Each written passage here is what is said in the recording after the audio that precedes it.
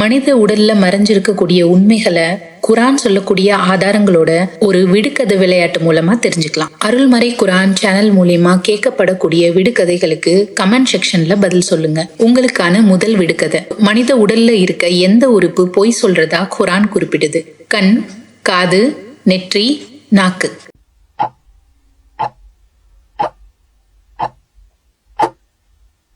பொய்யான பாவம் உள்ள நெற்றியை பிடித்து இழுப்போம். இந்த வசனத்துடைய விளக்கம்: நெற்றி மனிதனுடைய முடிவு, பொய், உண்மை, செயல்கள் எல்லாத்தையும் கட்டுப்படுத்தக்கூடிய மையம்னு குரான் குறிப்பிடுது. மறுமையில் மனித உடலில் முதலில் பேசும் உறுப்பு எது? நாக்கு, இதயம், கண்கள், கைகள். உங்களோட பதில்களை கமெண்ட் செக்ஷன்ல சொல்லுங்க.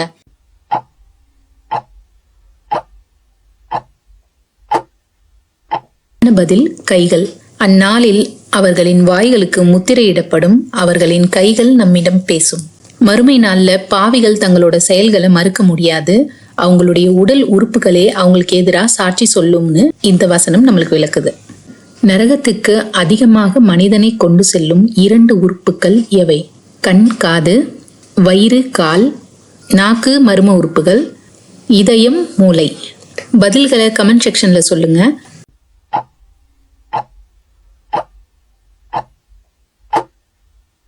சரியான பதில் நாக்கு, மர்ம உறுப்புகள். நபி ஸல்லல்லாஹு அலைஹி வஸல்லம் சொன்னாங்க, மனிதனை நரகில் அதிகமாக கொண்டு செல்வது நாக்கும் அவனது மர்ம உறுப்புகளுமே. 2 தாடைகளுக்கு இடையே உள்ள உறுப்பு நாக்கு. இது பேச்சை கட்டுப்படுத்துறது குறிக்குது. பொய் பேசுறது, புறம் சொல்றது, அவதூறு பரப்புறது, சபிக்கிறது, மற்றவங்களுடைய உணர்வுகளை புண்படுத்துறது போன்ற தீய வார்த்தைகளை பேசுவதை தவிர்க்கணும். நிறைய மக்கள் நரகத்துக்கு செல்ல காரணம் அவங்க தங்களுடைய நாவை கட்டுப்படுத்தாததுதான். உங்க நாக்கு நல்லதை பேசினா உங்க உடல்ல இருக்க எல்லா உறுப்புகளும் நல்ல செயல்களை செய்யும்னு நபி சொல்றாங்க. 2 கால்களுக்கு இடையே உள்ள மர்ம உறுப்பு. இது கற்பையும் ஒழுக்கத்தையும் பேணுறத குறிக்குது. விபச்சாரம், பாலியல் அத்துமீறல்கள் போன்ற பாவ செயல்ல இருந்து விலகி திருமண பந்தத்துக்கு வெளியே உள்ள பாலியல் தொடர்புகளை தவிர்க்கணும். குரான்ல பல வசனங்கள் இறை நம்பிக்கையாளர்கள் தங்கள் மர்ம உறுப்புகளை பாதுகாப்பார்கள்னு குறிப்பிடுது. யார் 2 தாடைகளுக்கு இடையே உள்ள நாக்கையும் 2 கால்களுக்கு இடையே உள்ள மர்ம உறுப்பையும் பாதுகாப்பாரோ, இந்த 2ஐயும் யார் சரியா பாதுகாக்கிறாங்களோ அவங்க சொர்க்கம் போறதுக்கு நபி ஸல்லல்லாஹு அலைஹி வஸல்லம் உத்தரவாதம் கொடுக்கறாங்க. உண்மை, கற்பை பேணுதல், இந்த 2 ஒழுக்கங்களையும் யார் சரியா பாதுகாக்கிறாங்களோ அவங்க சொர்க்கம் செல்றது உறுதி. குரானில் முதலில் குறிப்பிடப்படும் அறிவு உறுப்பு எது? கண், இதயம், காது, நாக்கு. உங்க பதில்களை கமெண்ட் செக்ஷன்ல சொல்லுங்க.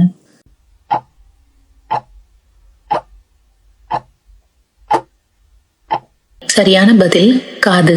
நிச்சயமாக மனிதனை ஆண் பெண் கலந்த இந்திரிய துளியிலிருந்து நாம் படைத்தோம்.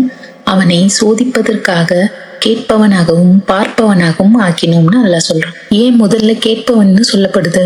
காரணம், தாயோட கருவறையில குழந்தை இருக்கும்போது முதல்ல செயல்படக்கூடிய உறுப்பு காதுதான். நபிக்கு வஹியான இறை செய்தியும் கேட்கறது மூலமா தான் வந்துச்சு. ஈமானோட முதல் படியே கேட்கறது தான். குரான் ஓதப்பட்டால் அதை செவித்தாழ்த்தி கேளுங்கள்னு சொல்லப்படுது. நபி சொன்னாங்க, மனிதனுடைய ஒவ்வொரு உறுப்பும் சதக்கா செய்ய வேண்டிய பொறுப்புல இருக்கு. அதாவது கண், காது, கை, கால் ஒவ்வொன்றும் எப்படி பயன்படுத்தப்பட்டுச்சுன்னு கேட்கப்படும். இந்த வாழ்க்கை விளையாட்டு இல்ல, ஒரு சோதனை. இந்த உறுப்புகள் எல்லாம் சோதனைக்கான கருவிகள். நாம எப்படி பயன்படுத்துறோங்கிறது தான் கணக்கு. நம்ம சோதிக்கிறதுக்காக கொடுக்கப்பட்ட இந்த உறுப்புகள் நாளை மறுமையில நமக்கான சாட்சிகளா மாறும். நம்ம எந்த விஷயத்த கேட்டோம், எந்த விஷயங்களை பார்த்தோம்னு கணக்கெடுக்கப்படும். அல்லாஹ் நமக்கு காது, கண் கொடுத்திருக்கிறது அனுபவிக்க இல்ல, நம்மளை சோதிக்கதான். அதை சரியான முறையில பயன்படுத்தி வெற்றியடையக்கூடிய மக்களா மாறுவோம் இன்ஷா அல்லாஹ். மரணத்திற்கு பிறகும் அழியாத உடல் பகுதி எது? இதயம், எலும்பு, வால் எலும்பு, மண்டை ஓடு. உங்களோட பதில்களை கமெண்ட் செக்ஷன்ல சொல்லுங்க.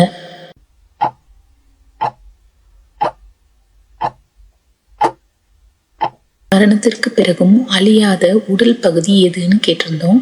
சரியான பதில் வால் எலும்பு. மனிதன் இறந்த பிறகு அவனுடைய உடல் உறுப்புகள் எல்லாம் மக்கி போயிடும். ஒரே ஒரு சின்ன எலும்பு துண்டு மட்டும் அழியாம இருக்கும். அந்த எலும்பு முதுகு தண்டுடைய வேர் பகுதியில உள்ள உள்வால் எலும்பு. இந்த எலும்பை வச்சு அல்லாஹ் மனிதனை மறுமை நாள்ல மறுபடியும் உயிர் கொடுத்து எழுப்புவான்னு சொன்னாங்க. விதைகள்ல இருந்து எப்படி மறுபடியும் தாவரங்கள் வெளிவருதோ அதுபோல மனிதன் அந்த எலும்புல இருந்து மீண்டும் உயிர்ப்பிக்கப்படுவான்னு இந்த ஹதீஸ் குறிப்பிடுது.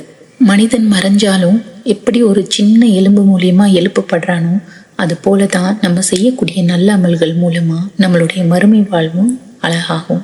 கண் துரோகம் செய்கிறது என்று குர்ஆன் கூறும்போது அது எதை குறிக்கிறது? கண்ணீர், பார்வை திருட்டு, தூக்கம், பார்வை இழப்பு. உங்களுடைய பதில்களை கமெண்ட் செக்ஷன்ல சொல்லுங்க.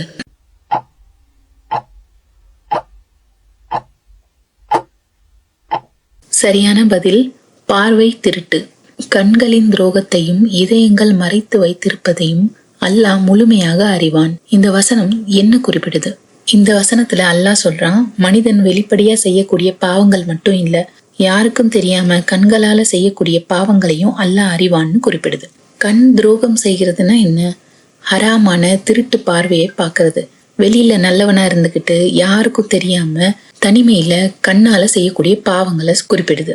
அதாவது ஹராமான பார்வையும் ஒரு பாவமா எழுதப்படும். நபி சொன்னாங்க, ஆதமுடைய மகனுக்கு விபச்சாரத்தில் ஒரு பங்கு எழுதப்பட்டுள்ளது, கண் செய்யும் விபச்சாரம். இது நம்ம பார்க்கக்கூடிய பார்வையை குறிக்குது. இந்த வசனம் வெளிப்படையான பாவங்களை பத்தினது இல்ல, இது நம்ம யாருக்கும் தெரியாம செய்யக்கூடிய விஷயங்களை பத்தினது. நாம தனிமையில செய்யக்கூடிய பாவங்களை மனிதர்கள் பார்க்கல, ஆனா அல்லாஹ் அந்த நொடியை கூட பதிவு செய்யறான். ஒரு நொடி தவறான பார்வை கூட நாம பாவம் செய்யறதுக்கான ஆரம்பம். ஒரு நொடி பார்வை கூட இதயத்தை கரப்படுத்தும். ஒரு மனிதன் தனிமையில எப்படி இருக்கானோ அதுதான் அவனுடைய உண்மையான நிலை. வெளிப்படையா நல்ல குணங்களோட நற்பண்புகளோட நடக்கிறது மட்டும் பத்தாது, உள்ள தூய்மையும் அவசியங்கிறத மறக்காதீங்க.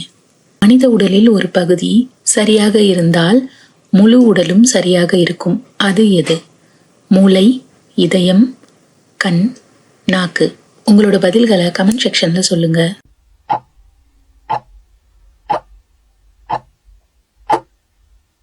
சரியான பதில் இதயம். உடலில் ஒரு மாமிச துண்டு உள்ளது, அது சரியாக இருந்தால் முழு உடலும் சீராக இருக்கும். அதுதான் இதயம். இது உடல் ஆரோக்கியத்துக்கும் மன ஆரோக்கியத்துக்கும் உள்ள தொடர்பை விளக்குது. மனசு சுத்தமா இருந்தா உடலும் ஆரோக்கியமா இருக்கும். மனசுல தீய எண்ணங்கள் இருந்தா உடல் நலமும் கெட்டு போகும். மன அமைதியை அடைய இறைவனை அதிகமா நினைங்க. இறைவனை நினைவு கூறுவதாலேயே உள்ளங்கள் அமைதி பெறுகின்றன. மறுமையில் மனிதனுக்கு எதிராக சாட்சி சொல்லும் உடல் உறுப்புகள் எவை? கண்கள் மட்டும், நாவு மட்டும், காது, கண், தோல், இதயம் மட்டும். உங்களோட பதில்களை கமெண்ட் செக்ஷன்ல சொல்லுங்க.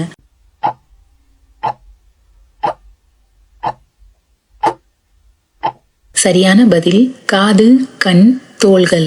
அவர்கள் அத்தீயதை அடையும் போது அவர்களுக்கு எதிராக அவர்களுடைய காதுகள், கண்கள், தோள்கள் அவர்கள் செய்ததை பற்றி சாட்சி கூறும். இந்த வசனம் நம்மால செய்யப்படக்கூடிய ஒவ்வொரு செயலும் மறுமையில வெளிப்படும். அதுக்கு சாட்சியா நம்மளுடைய உடல் உறுப்புகளே இருக்கும்னு உணர்த்துது. நம்முடைய காதுகளும் கண்களும் தோள்களும் நம்ம கேட்ட தவறான விஷயங்களையும் பார்த்த தவறான விஷயங்களையும் செய்த தவறான விஷயங்களையும் மறுமையில வெளிப்படுத்தும். நம்முடைய உடல் உறுப்புகள் வெறுமனே நம்மளுடைய உடல் இயக்கத்துக்காக நம்மளுக்கு கொடுக்கப்படல. அல்லாஹ் நம்ம செய்யக்கூடிய செயல்களை நம்முடைய உடல் உறுப்புகள் மூலமும் கண்காணிக்கிறான். நம்ம செய்யக்கூடிய ஒவ்வொரு நல்லதும் கெட்டதும் நம்முடைய உடல் உறுப்புகளாலேயே மறுமையில வெளிப்படும். இந்த விஷயங்களை குர்ஆன்ல திரும்ப திரும்ப சொல்லி அல்லாஹ் எச்சரிக்கை செய்யறது மனிதனை பாவத்திலிருந்து தடுக்கவும் நல்ல வழியில இருக்க செய்யவும் தான். இந்த வசனங்கள் நம்ம நல்வழியில இருக்க உதவுது. அல்லாஹ் கொடுத்த அருள் கொடைகளான இந்த உடல் உறுப்புகளை அவனுக்கு நன்றி செலுத்தவும் நல்ல செயல்கள் செய்யவும் பயன்படுத்தி மறுமையில வெற்றியடைவும் இன்ஷா அல்லாஹ்.